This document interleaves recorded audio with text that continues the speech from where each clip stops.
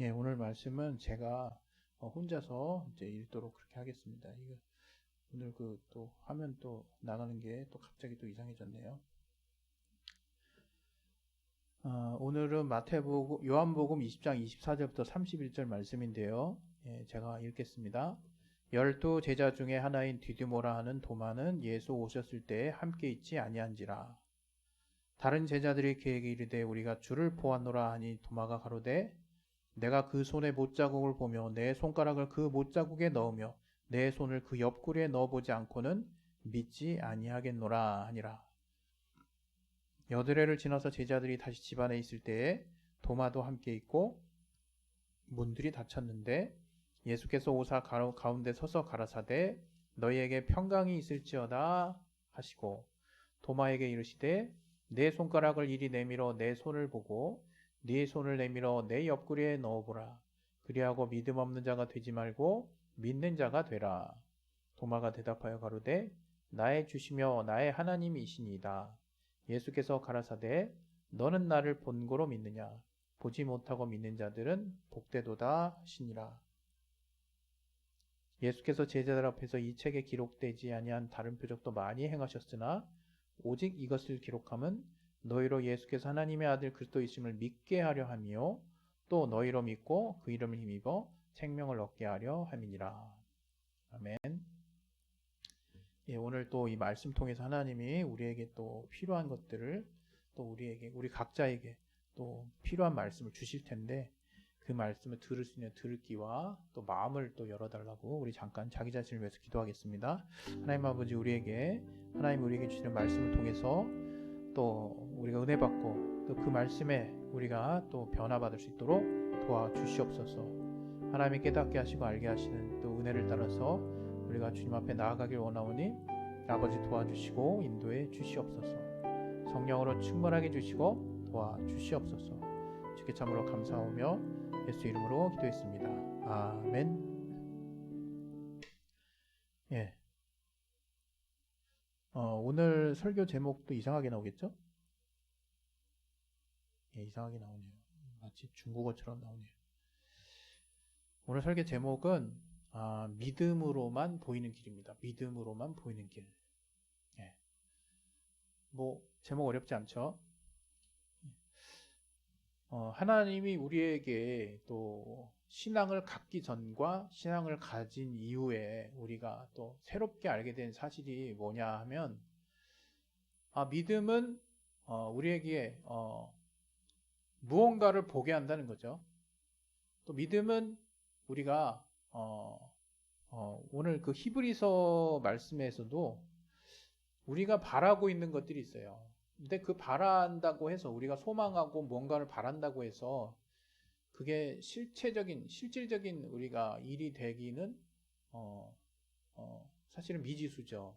될 수도 있고 안 될 수도 있다 이거예요. 그래서 우리는 바램이라고 얘기를 하는 거죠. 그냥 단지 바란다 이거예요.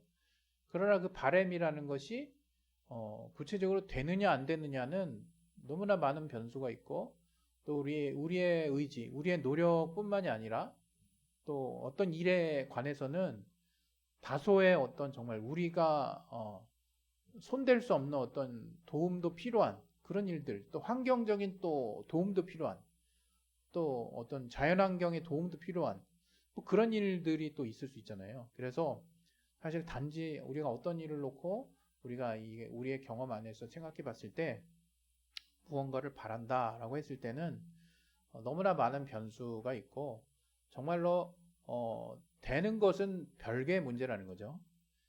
그러나 오늘 하나님께서 우리에게 그 믿음의 길이라고 하는 것을 신앙생활을 통해서 이제 보여주셨는데 그건 뭐냐면 히브리서에도 말하는 것과 같이 바라는 것들의 실상이라고 이렇게 표현되어 있어요. 보지 못하는 것들의 증거 또 바라는 것들의 실상이라고 이렇게 나와 있거든요. 히브리서에 보면 11장에. 그러니까 그게 뭡니까? 보이지 않지만 이제 우리가 실상 눈앞에 보이는 증거처럼 우리는 단지 바라고 있지만 그 바라는 게 되는지 안 되는지는 사실 우리가 삶을 살면서 이건 될 수도 있고 안 될 수도 있는 거지만 주로 안 되는 경우가 참 많은 경우도 있지만 정말로 믿음이라고 하는 것은 보이는 길이라 이거예요. 눈앞에 바라는 실상이 이제 바로 믿음의 힘이라 이거예요. 근데 일반적으로 어떻습니까? 우리가 믿는다, 어떤 것을 믿는다라고 했을 때 그게 쉽지는 않죠. 사람과 사람 사이에 이제 신뢰를 갖는다는 것도 그 사람이 어떤 사람인지에 대한 어떤 경험이 계속 쌓이면서 이 사람은 믿어도 되겠다라고 하는 어떤 내 안에 어떤 기준을 통과했을 때 이제 그 사람이 믿어지는 거지. 그냥 무턱대고 뭐 이 사람 인상이 좋고 이 사람 딱 뭔가 믿고 싶은데 그 사람은 정말 믿음 좋은 거예요. 사실은 굉장히 낙천적이라고 볼 수도 있고 어떻게 보면 잘 속는 사람인 거죠. 사실 그 세상의 그 사기꾼들도 어떻습니까? 내가 정말 돈을 갈취하고 싶은 상대로 하여금 약간 미끼성으로 정말 자신이 얼마나 그 상대를 믿는지를 이렇게 약간 규모가 작게 해서 여러 차례 이제 신뢰를 줄 수 있는 행동들을 일부러 하죠. 그래서 그런 일들을 계속 이제 그 피해자가 이제 보게 되면 이 사람은 믿을 수 있나 보다 이렇게 해가지고 어느 날 갑자기 큰 돈 내지는 큰 뭔가를 그 사람이 평소 믿음을 근거로 그 사람이 뭔가를 요구했을 때 이렇게 덥석 넘겨주거나 이렇게 뭔가 그 사람에게 그 믿음으로 하지 말아야 될 행동을 할 때가 있죠. 그러면 아니나 다를까 뭐랄까요? 사기꾼은 이때다 하고 자신이 그동안 상대방을 향해서 썼던 그 믿음의 행위들, 정말 믿음을 가지도록 유도한 행위들이 다 거짓이었음을 아주 만천하에 드러내는 이제 제대로 된 사기 행각을 벌이는 거죠. 그런 식으로 사기치는 사람들 참 많아요. 심지어 이제 친구들 간에도. 근데 이제 그런 것들이 뭡니까? 우리 안에 우리가 쉽게 믿는 사람, 쉽게 믿지 않아요. 우리가 통상. 그러나 또 우리가 또 이렇게 맹점이 있어서 뭔가 우리가 생각하는 기준을 넘어서는 신뢰를 상대방이 주면 또 쉽게 또 믿어요. 쉽게 믿어서 또 어떤 부분은 또 이렇게 믿으면 안 돼. 믿음보다는 합리적으로 좀 더 생각해야 될 부분이 무너지는 경우가 있어요. 그게 뭐냐면 저는 오늘 이 시간에 그런 부분들을 또 얘기하려고 하거든요.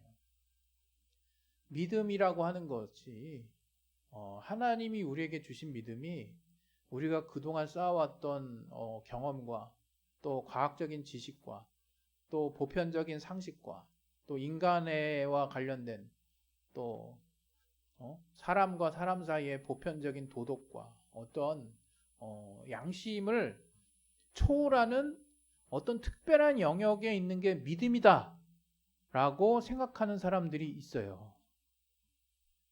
그게 안타깝게도 정통이라고 여겨지는 기독교 보수 교단 안에 속하는 많은 그리스도인들 중에서 실제로 그렇게 믿는 분들이 있어요.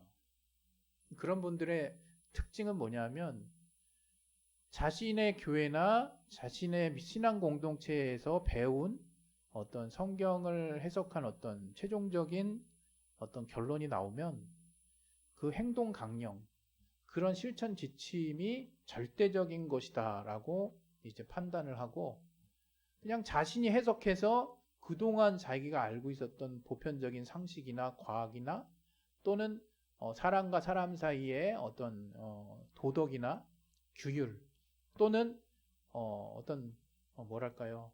인간의 어떤 양심 같은 것들을 하찮은 것으로 여긴다는 거예요. 좀 더 정확히 표현하면요. 한 수 아래로 생각하는 그런 이제 경향성을 띠거든요. 그건 정말로 믿음의 아주 치명적인 폐해 중에 하나라고 저는 생각해요. 치명적인 폐해.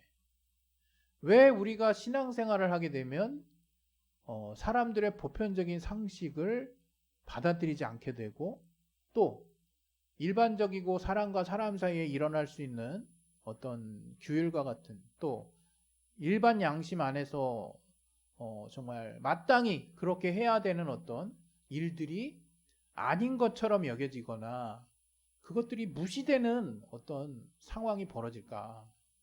그것은 뭐냐면 앞서도 말씀드린 바와 같이 믿음이 뭔가 하나님이 우리에게 주신 분명한 실체가 있는 증거임에는 분명하다는 그런 확실한 체험을 근거로 해서 각 교회나 또는 가르침을 주는 사람들이 그 믿음의 위치를 엉뚱한 데다가 자리매김하게 했기 때문에 그래요. 지금 분명하게 여러분에게 말씀을 드립니다. 믿음이 이 과학적인 상식과 충돌하는 게 아니에요. 믿음이 우리의 보편적인 상식과 충돌하는 것도 아닙니다. 믿음이 우리가 갖고 있는 인간의 기반에서 인간의 보편적인 인간의 기반에서 우리가 인격과 인간의 존엄을 기반으로 해서 정말 파생돼서 나오는 어떤 기본적인 인간 양심에 근거한 가치들을 흔들어 놓는 게 아니에요. 사실은 신앙을, 성경을, 하나님의 말씀을 해석하는 어떤 특별한 집단이나 특별한 교단이나 특별한 자들이 그러한 우리가 보편적으로 알고 있는 상식적인 차원의 가치를 하나님의 말씀을 통해서 깨버리는 게 문제인 거예요. 깨버리는 게. 대표적으로 어떻습니까? 이슬람의 극단적인 어떤 한 종파는 자신들의 그 종교를 믿지 않는다는 이유로 타 어떤 종교를 갖거나 자신들의 종교를 믿지 않는 어떤 사람들을 참수할 수 있어요.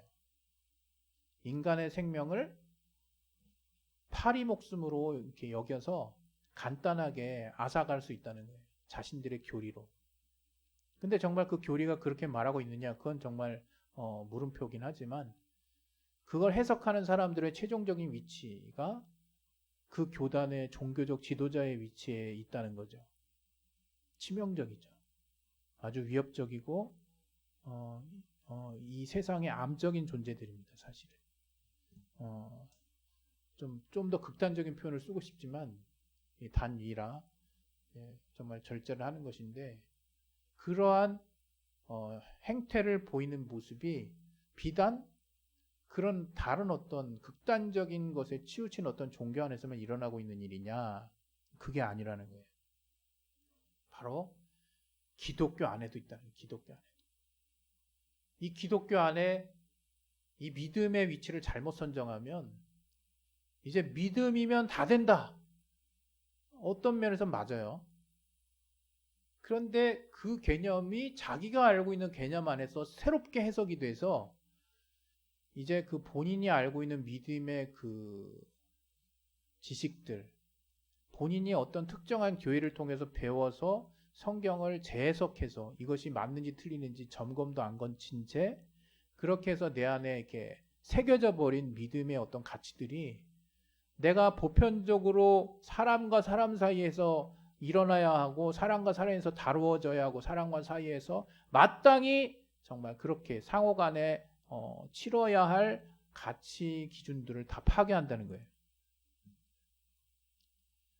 이 사회의 악입니다. 그것은 더 이상 종교도 아니고 사입이라고 표현하기도 아까워요. 그건 사회 악이에요. 그런 가치를 가진 사람들하고는 제가 인간적인 말로는 상종도 하지 말라 이렇게 얘기하고 싶지만 우리가 그리스도인이므로 잘못된 가치를 빨리 수정할 수 있도록 우리가 권고해야 돼요. 근데 우리도 흔들리고 있다. 우리도 정신없어. 그건 뭐 더 이상 할 말이 없는 거죠. 여러분 그래서 신앙을 가질 때 신앙을 잘 가져야 됩니다. 오늘 제가 여러분에게 제목을 뭐라 했죠? 믿음으로만 보이는 길이죠. 정말 믿음으로만 보이는 길은 맞아요. 그러나 그 믿음이 우리가 그동안 쌓아왔던 인간 문명의 과학과 지식과 상식과 보편적인 인간애를 기준으로 우리가 정말 누가 뭐라 하지 않아도 당연히 알만한 가치들을 다 초월하는 게 아니에요. 오히려 반대라 이거예요. 오히려 그 개념들을 더 철저하게 해석한 것이 진리라고 보면 돼요. 그 개념들, 그 가치들을 좀 더 뭐랄까요? 선명하게 우리에게 알게 해주는 것이 믿음입니다. 믿음. 하나님의 말씀이 이렇게 우리가 이 땅의 삶을 살아나가는 인간 사회에서의 삶을 살아나가는 보편적인 가치와 충돌하지 않는다는 거예요. 그럼 여기서 이제 질문이 스물스물 올라오죠. 신앙생활 어느 정도 하신 분들. 분명히 이 세상에는 인간의 정욕을 따라 보편적이다 내지는 상식이다라고 또 이렇게 서로들 간에 통용되는 많은 문화적 산물들이 분명히 있어요. 제가 여러분들에게 드리는 말씀은 그런 세세한 부분에 있어서까지 다 충돌이 없다 이렇게 말씀드리는 게 아니에요. 어떤 인간의 본질, 그 다음에 도덕의 본질, 선의 본질, 또 인격의 본질, 더 나아가서 생명의 본질, 그런 인간 존엄의 본질과 관련한 성경의 방향성은 우리가 그동안 그러한 올바른 가치 안에서 세워놓은 중심들하고 하나도 틀린 게 없다 이거예요. 하나도 틀린 게 없다. 그런데 우리들 중에 어떤 분이 이 성경이 뭔가 심오하고 뭔가 특별한 것으로 생각해서 그건 맞죠 한편으로. 거기서 뭔가 세상에 없는 뭔가가 나온다라는 생각을 해서 또 어떤 면에서 이건 또 맞는 말이기도 해요. 왜? 세상에 없는 하나님이 주신 말씀 맞으니까. 근데 이 다음부터가 문제죠. 이 세상 것들은 다 하찮고 별 볼 일 없고 순위가 한참 낮고 정말 뭐랄까요.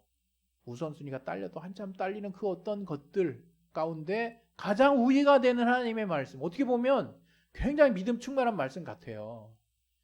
그러나 위험천만하고 거기에는 가시가 돋친 우리가 그걸 그대로 삼켰을 경우에는 우리의 내장기관이 다 파열되는 엄청난 결과를 초래하는 그런 위험한 말이 될 수 있습니다. 다시 한번 말씀드리면 오늘 주제는 뭐라 그랬어요? 믿음으로만 보이는 길이에요. 정말 믿음으로만 보여요. 그러나 그렇다고 해서 그 믿음이라고 하는 실상이 비록 우리가 할 수 없는 영역을 뛰어넘는 하나님의 응답을 어떤 사람이 신앙을 통해서 봤다 한다 할지라도 그것이 하나님의 도우심에 의해서 우리 앞에 던져졌을 뿐인 거지 그것이 우리가 그동안 살아왔던 삶의 법칙들을 다 초월하는 게 아니에요. 우리는 여전히 사회 질서를 지키고 도덕을 지키고 과학적 상식을 가지고 지식을 가지고 또 사람과 사람 사이에 마땅히 대우해 줘야 되는 가치들을 가장 선한 가치로 세우고 부모와 자식과 또 우리의 이웃과 우리 공동체에 좀 더 강화된 하나님의 말씀을 바로 사랑을 우리가 전할 의무와 사명을 가진 자가 그리스도인인 거지 어디 하늘에서 뚝 떨어져가지고 이 땅에 있는 법칙이나 그것들은 다 깡그리 무시하고 저속하고 하위적인 다 정욕에 물든 그런 어떤 세상의 모든 것들은 다 그냥 그따위 것들이라고 생각하면서 자기가 성경 안에서 배운 것들만이 오직 거룩하고 그 안에 있는 말씀들은 이 세상과 완전히 별개로 완전 분리된 물과 기름과 같은 어떤 특별한 것으로 여겨서 그러한 가치로 무장을 한 채 사람들을 접촉할 때도 너 이렇게 정말 소망이 없는 이 더러운 이미 끝장난 이곳에서 내가 너를 구원한다. 이런 이질적인 분리된 마음을 가지고 전도를 하는 것이나 그렇게 설령 전도가 돼가지고 그 사람을 또 똑같은 마인드를 가진 사람으로 만드는 것은 과연 그것을 하나님은 원하시는 것일까?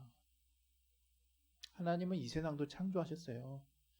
물론 우리가 이 세상에 있는 것들을 하나님이 이 땅에 세워놓은 것들을 우리가 어떤 선한 목적으로 사용하느냐에 따라서 완전히 다른 결과가 나오는 것이지만 이 땅에 하나님의 본래 지으신 선한 목적대로 살아가는 것 또한 하나님의 뜻대로 사는 거예요. 일반 복음이라고 하죠. 그러나 우리는 일반 계시라고 하죠. 특별 계시 안에 복음 안에 있는 자들이에요. 예수님의 특별한 은혜 안에 있는 자들이에요. 죄사함을 받은 자들이에요. 영적인 사람들이라 이거죠. 그렇다면 우린 우월감을 가져야 되는 존재가 아니라 주님의 우리 모든 일들을 위해서 자신을 완전하게 내놓으신 그 삶의 본을 따라가는 자들이 그리스도인인 거죠. 그리고 오늘 특별히 이 본문에서 여러분과 다루려고 하는 또 우리는 믿음을 가진 자다 이거 믿음. 근데 그 믿음이 어떤 믿음이냐? 오늘 도마가 그랬어요. 이거 몇 번이고 여러분에게 설교를 했지만 내가 여기 한번 본문을 보세요. 20장 우리 24절부터 나온 건데 아주 뭐랄까요? 굉장히 날이 서 있거든요. 24절에 25절에 그래요. 제자들이 예수를 부활하신 예수님을 봤다. 그런 얘기 하니까 이제 도마가 이제 이런 얘기. 내가 그 손에 못자국을 보며 내 손가락을 그 못자국에 넣으며 내 손을 그 옆구리에 넣어보지 않고는 믿지 아니할 거다. 도마는 특별한 뭔가 이렇게 별종이 아니에요. 우리와 같은 사람들이라 이거예요. 우리도 똑같았을 거예요. 예수님이 다시 살 것이다 이런 말씀 비록 하셨지만 살아생전에 그가 우리가 두 눈 딱 뜨고 보고 있는 앞에서 십자가에 딱 달리더니 못에 박히더니 창으로 옆구리 찔리시더니 그 안에서 또 뭐가 막 나오네.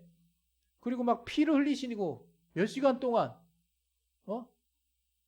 다른 사람은 뭐 하지 않지 뭐 거의 한 반나절 한 3시간 이상 모이는데 예수님은 몸이 워낙 허약하셔가지고 정말 얼마 안 돼서 돌아가셨다고 그러더라고요. 그런 실제로 주님이 부인할 수 없는 충격적인 죽음 앞에 도마가 그 장면을 보고 충격을 받았어요.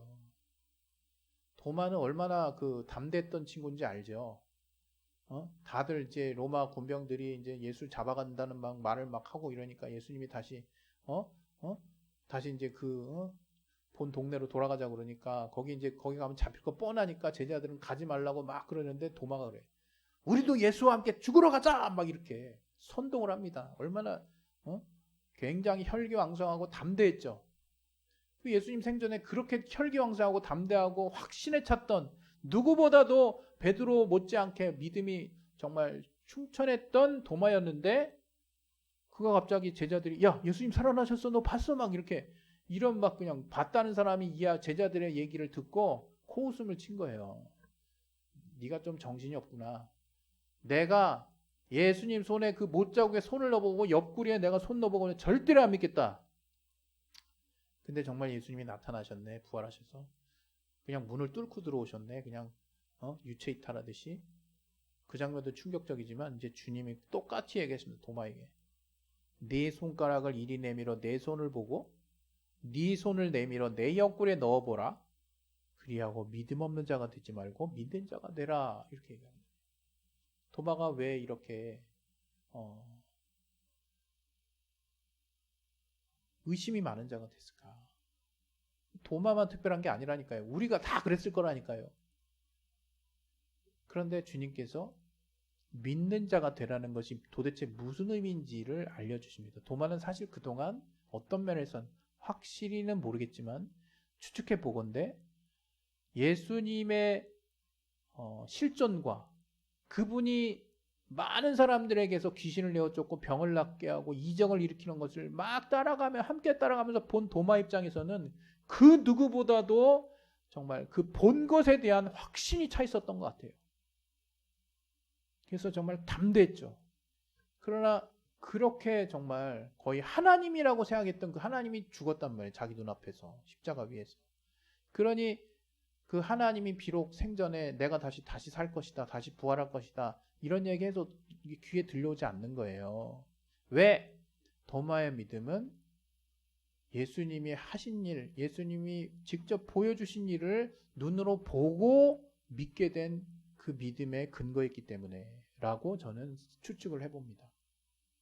그러나 예수님이 그 도마 사람이라면 다 도마 같을 거예요.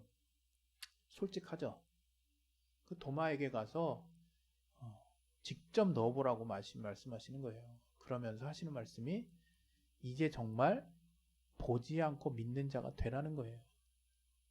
그 주님을 모든 것에 있어서 그러지 말고 그 주님에 한해서 그때 주님이 나의 주시며 나의 하나님이시다 했을 때 주님이 그 도마의 약점, 도마의 어떻게 보면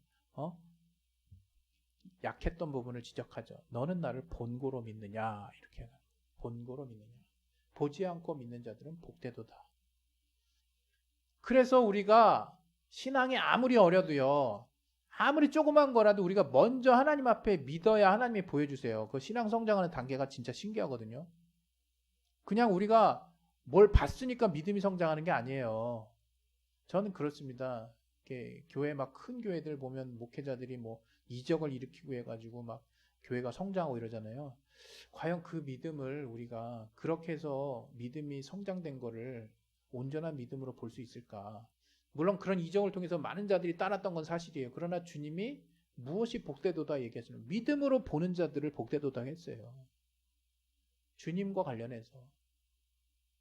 우리가 이제 주님이 진리 되심을 알았다면 이제 주님 안에서 이제 믿음으로 정말로 발을 한 발 떼서 허공에 딱 내지를 수 있는 그 믿음이 필요하다는 거예요. 그것은 마음대로 테스트 해보라는 게 아니에요. 강물에 가가지고. 제 말은 이제 우리의 믿음이 성장하는 단계 주님이 기다려 주신다 이거예요.